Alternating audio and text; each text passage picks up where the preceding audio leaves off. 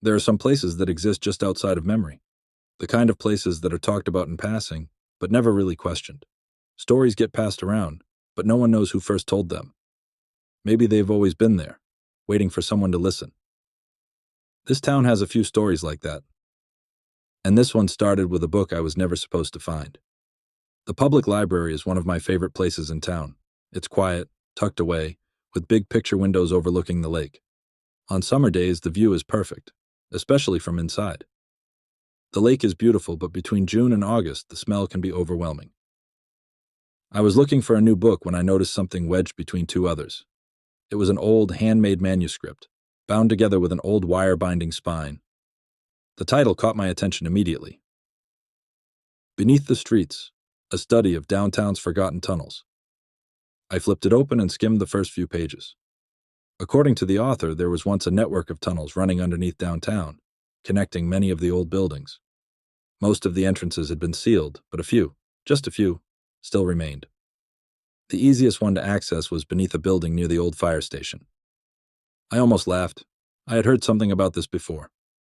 A friend of mine grew up here, and his dad used to own one of those downtown buildings. Well, he told us once about finding a tunnel during renovations, a tunnel he had to seal up because it was completely overrun with cucarachas. I looked back at the manuscript. It had a detailed map of the tunnel system. If I wanted to check it out, I knew exactly where to start. I have a friend in real estate who owes me a favor. It took a little convincing, but I managed to get access to the basement of one of the buildings with an entrance still intact. We stepped inside, flashlight beams cutting through the dust. The space was cluttered with old furniture and years of neglect. Then against the far wall, I saw it. A narrow entrance, almost hidden behind a stack of boxes. We cleared the space and stepped through, and immediately I was caught off guard. The manuscript had mentioned this, but I still wasn't expecting it. A bowling alley, old, forgotten, and tucked away beneath the city. The floor was a bit warped, but it was unmistakable. I turned to my friend.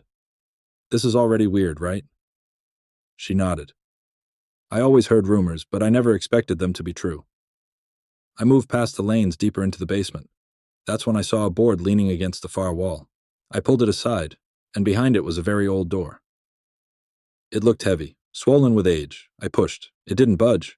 I tried again. Nothing. My friend sighed. "Well, that's that. Let's—" Before she could finish, the door suddenly swung open on its own. We both froze. My friend took a step back. "Yeah, I think I'll wait here." I hesitated for a moment, then stepped inside. The tunnel was narrow, lined with old pipes. The air was thick, musty, carrying the scent of coal dust and damp earth. My footsteps echoed strangely, swallowed by the dark. The deeper I went, the heavier the air felt. It wasn't just the dust. It was something else. Then just at the edge of my hearing, I noticed something. Voices. I stopped, listened. They were muffled, distant, just ahead of me. Like a large group of people talking at once, too soft to make out individual words.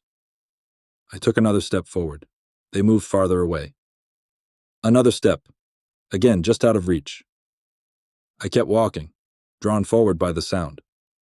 The voices never got closer, but they never faded either. Always just ahead, always just out of reach. Finally, I called out. My voice echoed strangely, not like a normal echo, but as if it was being repeated by something else, something that wasn't me. That's when I noticed something else. The tunnel didn't feel right anymore. I couldn't tell if it was sloping downward or if I was just dizzy. My balance felt off. The walls seemed to close in, then stretch away. The voices were still there, whispering just ahead. My flashlight flickered. Something shifted in the darkness. Then, a low groan echoed from somewhere deeper in the tunnel. That was enough. I turned back. I walked quickly at first, then faster. Then, I ran. But the tunnel felt longer than before. No matter how far I went, I couldn't reach the door. The dizziness got worse. My head spun.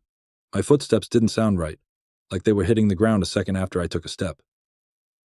I kept running. I don't know for how long. Minutes, hours. It felt like forever. Then everything went black. When I woke up, I was lying on the bowling alley floor. The tunnel door was closed. My friend was standing over me, shaking my shoulder. "Hey, are you okay?" I sat up, trying to get my bearings. What? What happened?" She frowned. "That's what I was about to ask you. You went in, and all of a sudden the door closed. It took me a few minutes to get it open again, and you were passed out inside the entrance when I found you. I had to drag you out." I looked back at the door. It was shut tight. The air felt normal again, like nothing had happened. But something had. That night I checked the manuscript again. The last few pages were torn out. But just before the missing section, the author had written something that still unsettles me. "Do not go too deep. Do not listen to the voices. And whatever you do, do not let the door close behind you.